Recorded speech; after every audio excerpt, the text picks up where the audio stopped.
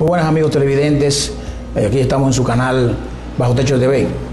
Hoy en su programa Planeta Financiero nos encontramos con la participación del ingeniero Jaime González, quien es el presidente de la Confederación Patronal Dominicana, Copardón, y además es presidente de ACOPROVI, que es la Asociación de Constructores y Promotores de Vivienda de la República Dominicana. Con él vamos a intercambiar temas relacionados con el tema de las construcciones de vivienda, de los déficits habitacionales que hay en República Dominicana y muchos temas más de interés relacionados con este tema. Jaime, bienvenido. Gracias por la invitación. Sí, primero te queremos felicitar por tu recogencia en Copardón recientemente. Ya tú habías tenido ya un periodo interesante en ACOPROVI. 4 años en ACOPROVI. Esa experiencia primero en ACOPROVI y ese cambio a Copardón, ¿cómo lo podemos visualizar? Es una experiencia totalmente diferente porque ACOPROVI es sectorial, específicamente en el sector de la construcción. Copardón ya a nivel nacional, general, donde están involucrados todos los sectores económicos y productivos del país. Entonces es una dinámica muy diferente porque involucra a todo el mundo y entonces también requiere inclusive más tiempo, más dedicación de tiempo hacia cada uno de los sectores para que no se pongan celosos uno de otro. Son temas conexos que hay, Jaime, entre lo que es ACOPROVI y Copardón. Y hay muchos temas, pero hay temas que son conexos, específicamente con lo que tiene que ver con la vivienda. Por ejemplo, ustedes en Copardón tienen que ver con el sistema patronal, digamos que todos los empleados, también los asalariados, y hay un tema ahora mismo caliente en la opinión pública, que es el tema del famoso salario mínimo, y que hay, por lo menos el presidente Fernández en su última locución, el 27 de febrero, convocó a la comisión de salario para trabajar con el tema del salario mínimo.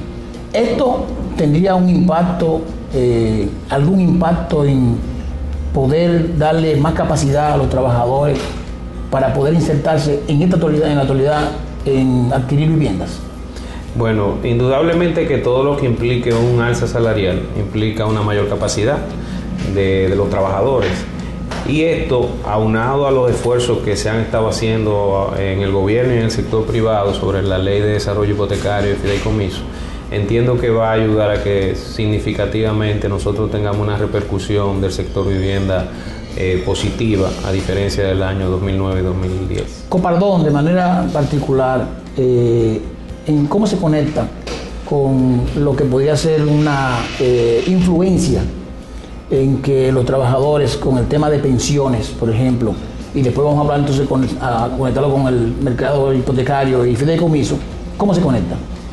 Bien, bueno, Copardón es el brazo ejecutor social del sector empresarial, todo lo que tiene que ver con la seguridad social y salario mínimo. Esto implica salud, pensión y riesgo laboral, y entonces hay esa conexión indudablemente, sobre todo con el uso de fondos de pensiones de los trabajadores. Entonces Copardón tendrá ahí vamos a decir, el protagonismo en las discusiones en ese sentido.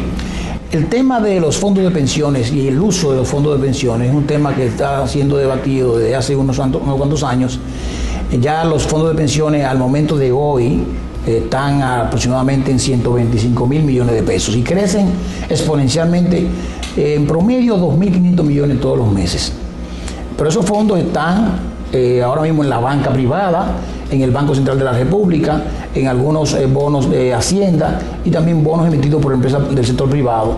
Pero mucha gente dice, bueno, estos fondos no están ahora mismo ayudando mucho a la estabilidad macroeconómica desde el punto de vista de la producción. Y sí están ayudando a la estabilidad macroeconómica porque los que están en el Banco Central se demonetizan y no tienen vocación de circulación. Sin embargo, el debate es, y creo que es un debate que tiene influencia negativa en el mercado, y es que mucha gente dice que los fondos de pensiones, el Estado dominicano o el gobierno dominicano quiere apropiarse de ellos para construir vivienda. Demos una explicación más lógica a la gente para que entiendan primero, en primer lugar, de que el gobierno dominicano no puede apropiarse de los fondos de pensiones, primero. De que en segundo lugar, lo que se está haciendo en el proyecto es especializar una parte de esos fondos para que los sectores que financian lo dediquen al sector vivienda. ¿Qué es lo que hay? Sí, realmente ha habido una distorsión en cuanto al manejo de información. Eso se ha explicado muchísimas veces, se ha tratado de que la ciudadanía y sobre todo a nivel de lo que es la prensa, tanto radial como televisiva, puedan entender el tema de que el Estado no puede usar los fondos así medalaganariamente y a disposición. O sea, de repente el Estado no puede usar los 125.000 millones. La ley contempla que un 20% de ese dinero pueda usarse en sectores que generen empleo. ¿Te refieres al proyecto de ley que hay? Al proyecto de ley de la ley 8701. Okay. O sea, contempla que esos fondos generados, el 20% se use en sectores que produzcan empleo, básicamente. Y también habla de la construcción de vivienda, la adquisición de vivienda. Entonces, primero ya de 125 ya estamos bajando cerca de 45 mil millones. Entonces, eso, que es un dinero, como tú bien has señalado, parte de ese dinero está en la banca privada y también están en bonos en el Banco Central y están distribuidos.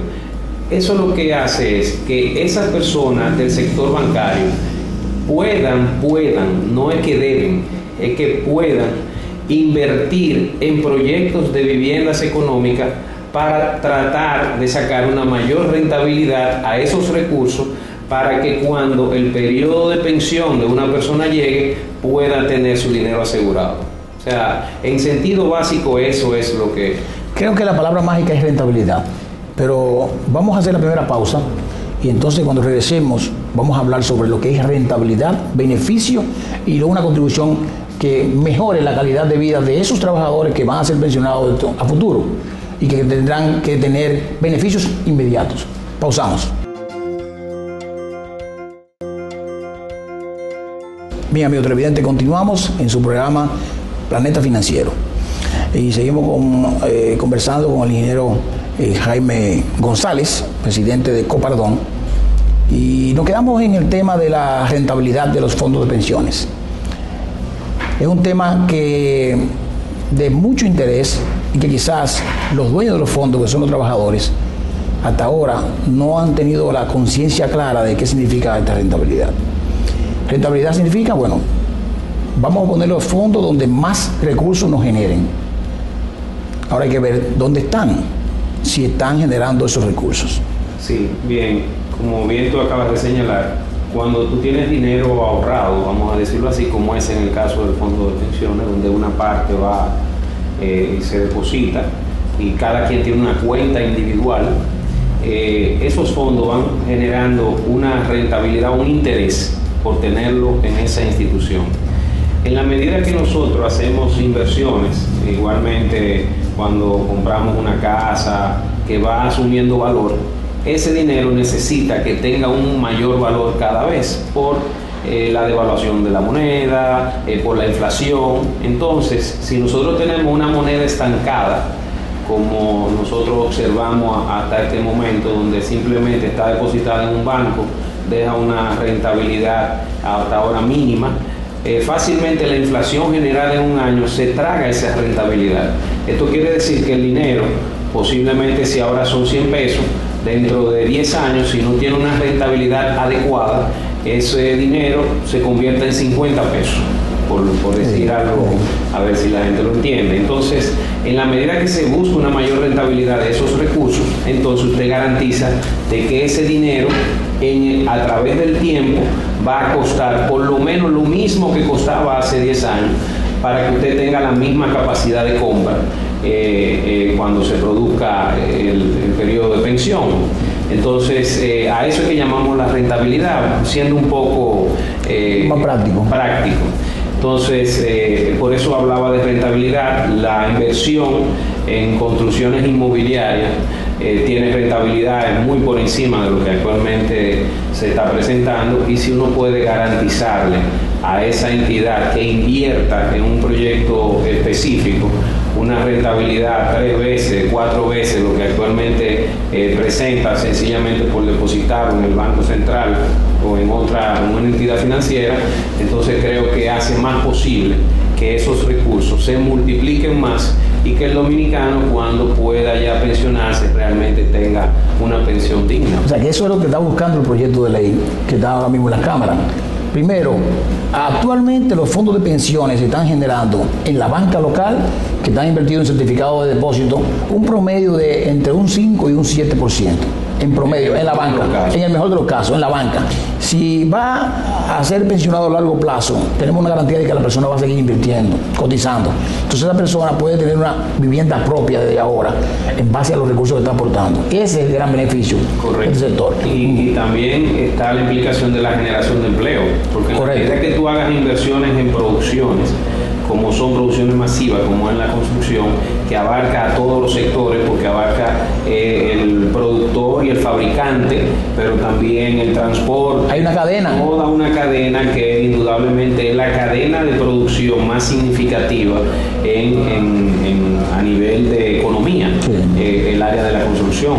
Entonces tenemos 125 mil millones, que una parte de ello iría a dinamizar esos sectores. Correctamente. Pero ahí vamos a entrar en una parte importante y vámonos a remontar a su presidencia de ACOPROVI.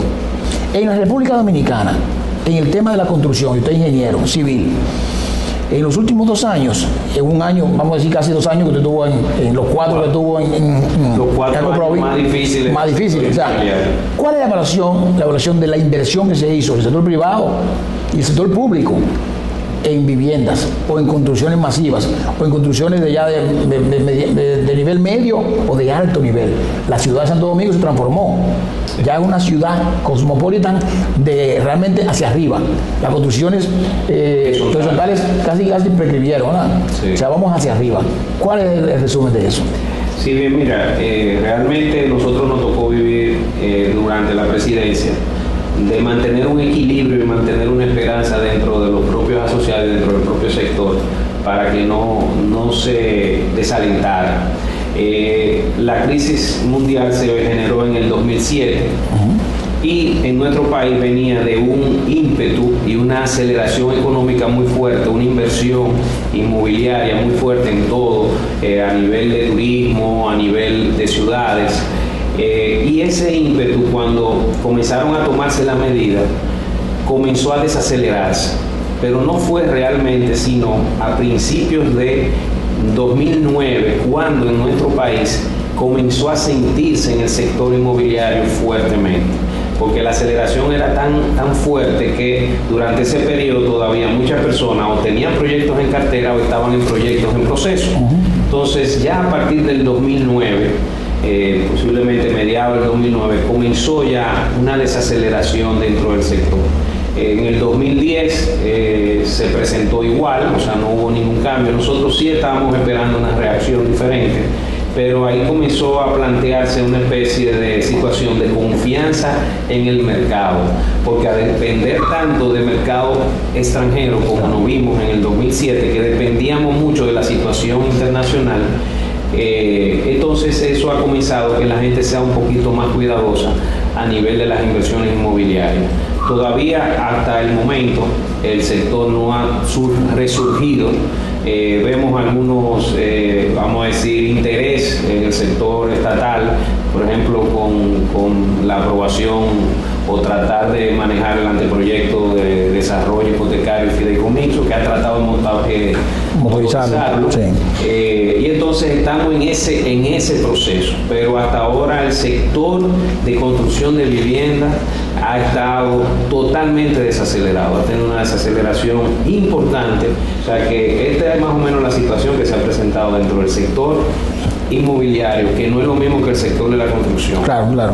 Ahí vamos a entrar ahora. Precisamente vamos a hacer la segunda pausa para cuando regresemos a hablar sobre el déficit habitacional en construcciones de viviendas que va a la clase media y media baja, que es donde hay una gran brecha en la República Dominicana y que debe ser una tarea de suma importancia para los gobernantes.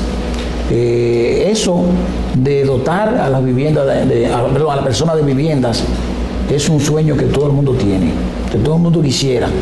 pero no la vivienda de los años de cuando el presidente Balaguer, de que se hacían vivienda, el Estado hacía vivienda para regalárselo a las personas. No, hacer vivienda, tanto el sector público como el sector privado, para financiarla, para que la gente pueda pagarla y pueda realmente sentirse de que tiene una vivienda propia. Pausamos.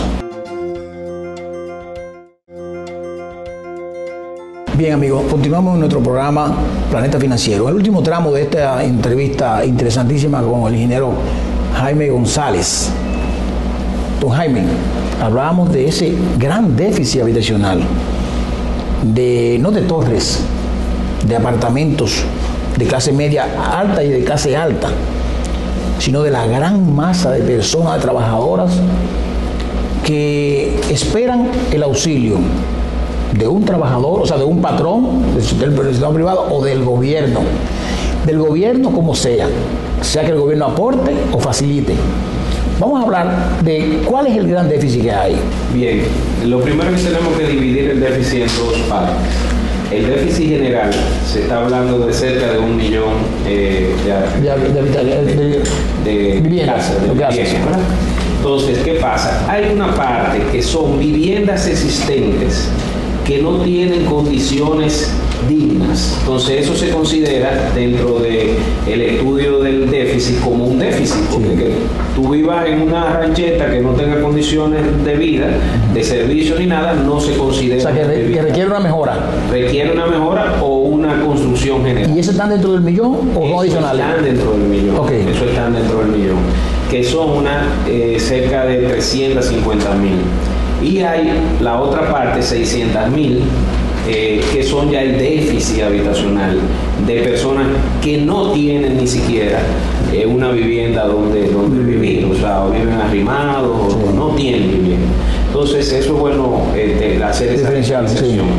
En nuestro país, obviamente, que la gran masa de déficit existe en la clase baja, porque es la clase que menos acceso a vivienda tiene, ya sea por préstamos de un banco que no tiene acceso, no tiene un ahorro que pueda y un crédito durante su vida, porque no aporta.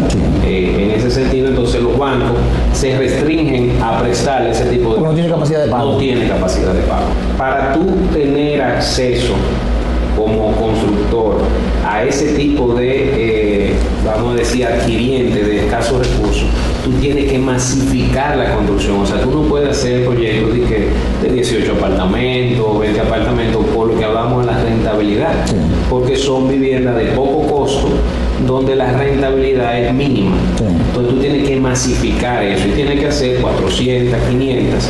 Y entonces por eso está yéndose fuera de las ciudades a tratar de masificarse, porque los terrenos son más baratos, por una serie de factores que ayudan a que sí sea rentable el construir esa vivienda. Y estamos actualmente en ese proceso donde la mayoría de los constructores estamos conscientes de que ese es el área que debemos invertir. Pero hay una cosa, ingeniero Jaime, ese tema que usted habla de vivienda de bajo costo, que es como la gente la conoce. Aquí la gente no está acostumbrado mucho a adquirir una vivienda de una habitación.